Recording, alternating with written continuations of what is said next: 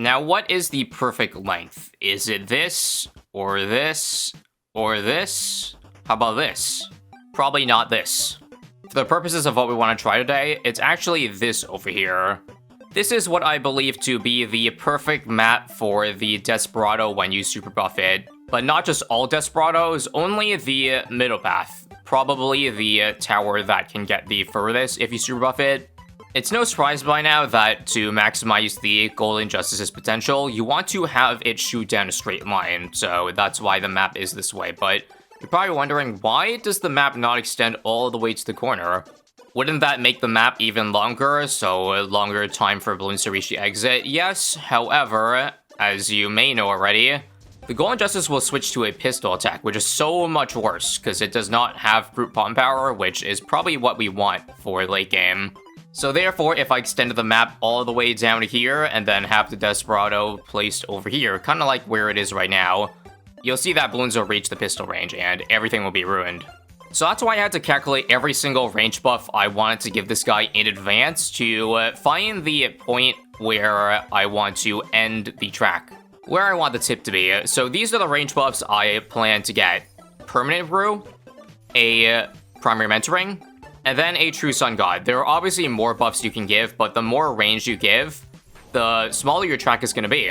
You're going to have to keep pushing that track higher and higher and higher until you pretty much run out of track length. So as you see here with Desperado in the corner now, these 3 range buffs will make its pistol go about here.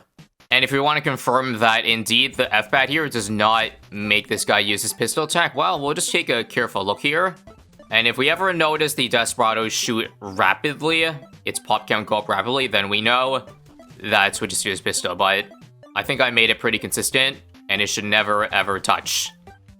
And just a quick refresher for those who have not seen perfect map videos before, the longest possible map you can do is 48 nodes, so this F-pad will bounce around the track 23.5 times before taking the loop to the exit. This perfect map test will also mean that we most likely will not be using the range buff that the Golden Justice gives. This will probably make it use its pistol attack, yeah. You see a couple rapid shots over there. I think I left some leeway as well to allow myself to get a primary expertise. This gives even more range to Desperado, but it still retains its rifle attack the entire time through. And now to bring justice to the world of balloons. The reason why you didn't see a True Sun God in that test there is because just like all of my perfect map videos, we're going to be working with a limited cash run, aka CHIMPS mode. So it's more strategic in a sense. Now, we're not going to start the Desperado in the corner, obviously, because it's not going to reach. So what I'm going to do is still have it in range to start the game. Probably just spend the money in a Chinook later on to slowly inch it back and back and back as we gain range buffs. And normally, if there's no fitting hero, I would normally go to Rollo, so we can give range via Camel Pot. But again, more range is bad. So we kind of have a throwaway hero in Adora. She's not going to be used to buff the Desperado at all, but it's, there might be a reason to pull it out. In the early game, perfect maps will make any tower look good. Despite only being able to pop 1 balloon at a time, Desperado has been soloing into the round 20 series, so much so that we can greet with multiple discount villages. Discount village enjoyers will look at this and say, hell yeah. Enough's enough though. Round 25 is the end. Thankfully, Bullseye gives us the extra damage we need to get through this round. And now we're going to cross path to Quick Draw here. Top path probably better for Golden Justice, because we're going to be putting it far away, of course. And we're not going to be gaining any water stacks with how big the rifle range is. That there's definitely going to be towers in range here. Get our Alchemist down, because we don't have lead popping power anyway, until we get Deadeye. And of course, we're going to need some white stuff to prevent any crazy Riga farming. Been a while since I brought this up, but for reference, here is every single tower I tested in the Perfect Map CHIMPS challenge so far. So you can kind of get a comparison about how good the Golden Justice is. Is it going to reach the 200s like half the towers here? Well, we'll have to wait and see for that. Deadeye has been got. So now we can slowly start moving it back, after we buy the Chinook, of course. Now, without Infinite Pierce of Golden Justice, Rigor rounds still appear to be an issue. Especially around 61 here. So I think before we go for the Golden Justice, we have to get an overclock. Just to make it shoot faster, and for the foam to have more pierce. That doesn't seem to save us though. Really gonna have to maybe pull the emergency option, eh? We'll have to buy a Sun after then. This, if I'm going to go for a Sun Temple later, might as well. But of course, if there's no regrowths, we can go ahead and move it away. I'm thinking probably there's no spot on this map where the temple buffing Desperado will not hit the Bloons. So it'll probably be somewhere down here and to the right, where just a 400 can reach. This village is currently in the way, so I can't really do the staggering that I wanted. If I want to do the staggering, I would have to make it no longer shoot in a straight line, which I guess doesn't matter right now, since Bounty Hunter is limited and Pierce still. And finally, it needed a lot of help just to make it here, but we can finally get Golden Justice and breathe a sigh of relief. Now is probably a time I want to have it shoot in a straight line, eh? Because this is very, very mildly infuriating. Let me just see, if I tuck it behind the discount village here. Yeah, as long as it has literally 1 pixel to reach, it's fine. It's actually still not at the right angle, but this village is blocking the way, so nothing we can do about that, huh? Well, I can move it even more to the right then, giving it even less range, but this tiny sliver should be enough. Let's see if it's shooting perfectly down straight now. Okay. I think that's close enough. It's just slightly off visually, but practically speaking, this will hit every balloon on the lane, even a ceramic, so that's really all that matters. I suppose in that case then there's no harm in using the range bonus, because even giving the range bonus now, it's not going to switch to the pistol. So we'll just have it run off cooldown and let the fun commence. Just for quality of life reasons, we're gonna have powers enabled in Chimps mode here, just so I can just keep this thing overclocked and ultra boosted without having to use myself here.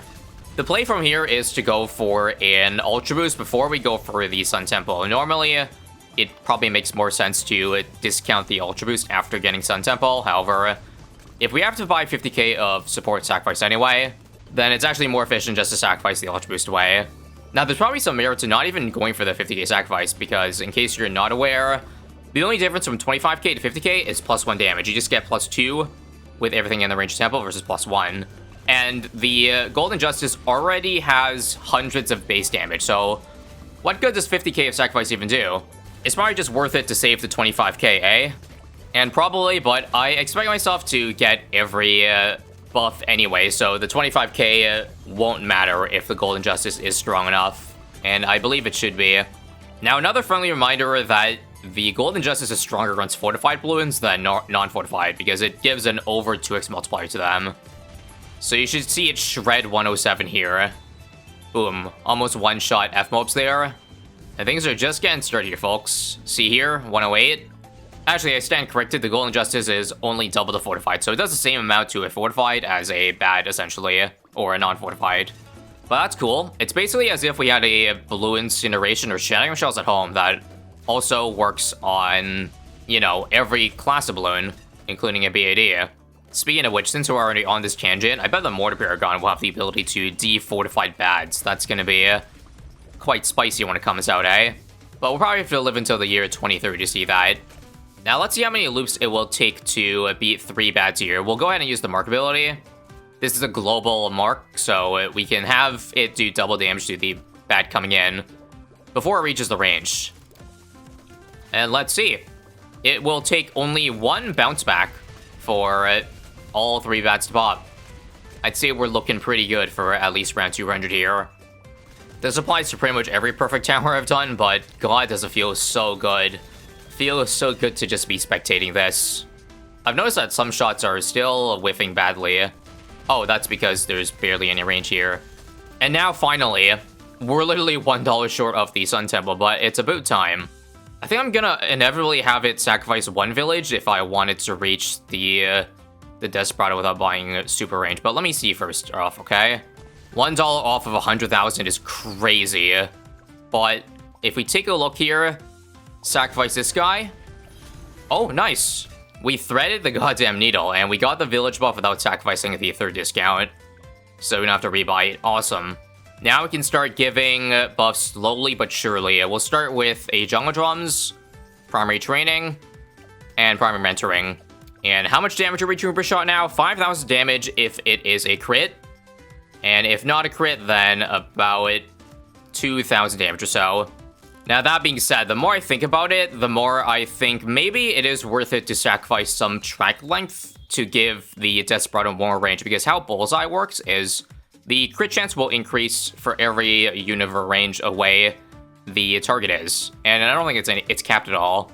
It would probably be an absolutely diabolical thing to test, but I wonder if there is a sweet spot of like crit chance and a range where it gets the most DPS. If you go any smaller of a range with less crit, then it ends up performing worse, or if you give it too much range and higher crit chance, then the map is too short and it falls off. I don't know, but I hope I have the sweet spot anyway. Oh, also, when you finally buy Standoff, I waited 100 rounds to buy this just so I could get the discount from the temple. Before you all go screaming at me, I want to save the 35 bucks. Anyway, for this year, I kind of want to see how much damage I would get with the railgun without giving range. So, 4864, 16,000 damage there. Even though it uses its pistol attack, there's probably some very good merit. In fact, it's better to use the take aim bonus on it, because the pistol still does really good single target. And as you see, yep, we definitely should be using that ability when it comes down to the last couple of ads. Take a look. We have now got ourselves a Ray of Doom at home. I've got some bad news though. I think once I buy Homeland Defense, I'm gonna have to turn off the Ray of Doom projectile. Reason being, you just saw it right there, flashbang. When you lower accessibility to 99%, you get rid of the Homeland Flash and the Railgun attack, which I hope gets fixed at some point, or gives you the option to change that. I'd say Ninja Kiwi's done a darn good job at adding a lot of quality of life features recently, like of course the tower snapping feature, which is probably something I didn't realize was going to be the greatest change of all time until it happened. So yeah, goodbye Golden Justice Beam. You'll just have to see it do invisible damage the rest of the way here. About 30,000 damage every time each pad bounces back and forth. 80,000 if we have the range active. And as you see, even though we overspent like crazy on sacrificing the Ultra Boost, it does not matter. We can still afford all the buffs we need. The next buff I want to give is an Energizer. I think we made the water on this map just big enough so that the boat can reach here, and we get the discount on it, but only when the out buff is active, so we have to wait carefully to buy the Energizer when it's $24,000 and not $30,000, because that matters. And now an update. We've got every buff that I want right now, except for the Perma-Brew. You can take a look at 184 now, for example, to see we are peaking at about 100,000 DPS. But it really goes up and down, just like the balloons here. Depending on if we have the range bonus or not, aka if it's using its pistol or not. Once things get really close and we're close to dying, I'm gonna have to start manually or take this off TechBot and only use this at the end of rounds. But for the time being, nothing to really sweat about. Don't think there's anything we can do with this extra money. I guess I'll just sit on it for the rest of the game as a flex. But now for the big 200. We are absolutely going to count and take this off and turn it into the pistol to see how much single target would do in about 15,000 or so. Okay, that's decent. Decent enough to probably beat this round. And just so that you don't lose the beam forever, I'll take it off occasionally and live with the occasional flashbang here. But here we go. The beam is shooting so fast that indeed, it's pretty much a permanent staple on the field. And it looks like about 6 go-throughs for F-Bats pop. That's what you like to see. And in case you're wondering, why not spend other extra money on like slowdowns, like Absolute Zero and all that? Well, that's just the rules I make. I don't add support slowdowns stuff. Only pure damage buffs for these tests here. Otherwise, we could probably make it to around 5,000. And you know, we definitely don't got all day here. If we were not playing on super fast forward, I bet this would probably have taken 5 hours to get to around 200. Anyway, we're peaking at about 300,000 DPS with a railgun attack. Also, I think I'm going to allow myself to automate just one bonus thing. We'll get a bounty hunter to mark the Bloons, because we don't have this tech body right now. So we're not actually activating this ability here. So if I tech bot another Desperado, that'll give double damage to the Golden Justice without me having to use the take aim automatically. And of course, that is strong so that the mark prioritizes the BADs first. Easy. At this point, it was pretty clear that we'd be here a while, so I left the game running AFK for a while, letting the Golden Justice do its thing. Still holding seemingly strong at around 220.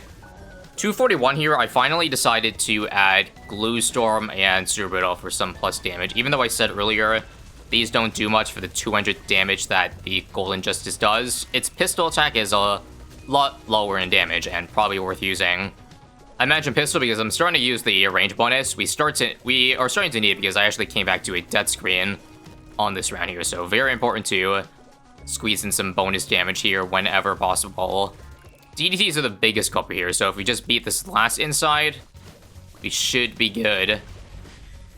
And just like that, 900 million pops this round. Can we reach the big ol' 1 billion before this thing ends up falling? It's gonna be tight, but I think we can do it. Oh no! Last lane. Holy crap. I think if not for glue, we 100% would have died there. So I guess we gotta put a Trier Pants on for the last couple rounds here. Crib Mob was also a staple tower when we're talking about adding plus damage, but I didn't feel like giving it this time.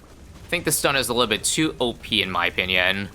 Some of you may not know, and I just realized recently, is that the pistol on the tier 5 is actually not just a single target. It has a very, very small AoE, which I guess makes it a little bit better, but it still feels like it has almost no pierce, so that doesn't change the strategy, let me just say. And great news, 246 rounds deep into the run, we did it.